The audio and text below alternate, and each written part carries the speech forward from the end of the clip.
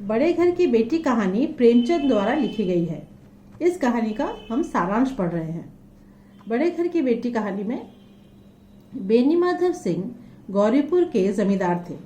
अपनी आधी से अधिक संपत्ति उन्होंने वकील को भेंट कर दी थी। उनकी वर्तमान वार्षिक आय 1000 रुपये से अधिक न थी। उनके 2 बेटे थे। एक का नाम श्रीकंठ सिंह और दूसरे का नाम लाल बिहारी सिंह था। श्रीकंठ सिंह बीए पास थे। उनका विवाह श्री भूप सिंह की पुत्री आनंदी के साथ हो गया। आनंदी बहुत सुंदर और गुणवती थी। आनंदी का विवाह मध्यम परिवार में हो गया। अपने आप को परिस्थिति के अनुकूल बना लिया।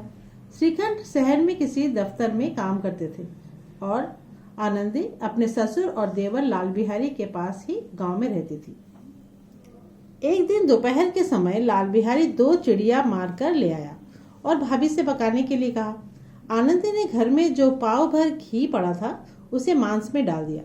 खाना खाते वक्त जब बिहारी ने देखा कि दाल घी के बिना है तो क्रोधित हो गया और भाभी पर मायके को लेकर ताना दे डाला और खड़ाऊ भी उठाकर दे मारा। इससे दोनों में कलह शुरू हो गया।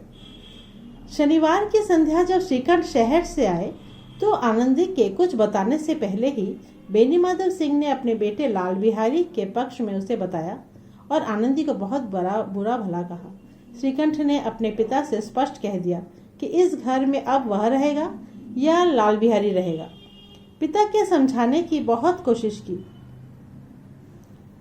लेकिन उसका क्रोध शांत न हुआ। आपसी झगड़े के कारण लाल बिहारी के घर से चले जाने के बाद से आनंदी को भी चिंता हुई। वह घर में शांति चाहती थी। उसने सोचा कि अगर झगड़ा बढ़ेगा तो लोग तमाशा देखेंगे। लाल बिहारी को भी अपने किए पर पछतावा हो रहा था। आनंदी ने अपने देवर को अपनी कसम खिलाकर घर से जाने को रोक लिया। श्रीकंठ का हृदय भी पसीज गया। दोनों भाई एक दूसरे के गले मिल गए। दोनों भाइयों को गले मिलते देखकर बेनीमाधव सिंह बहुत प्रसन्न हुए और बोले, बड़े घर की बेटियां कई बार बिगड़ता हुआ काम बना लेती हैं। गांव के सभी लोगों ने आनंदी की उदारता को सराहा। यह बड़े घर की बेटी कहानी का सारांश था।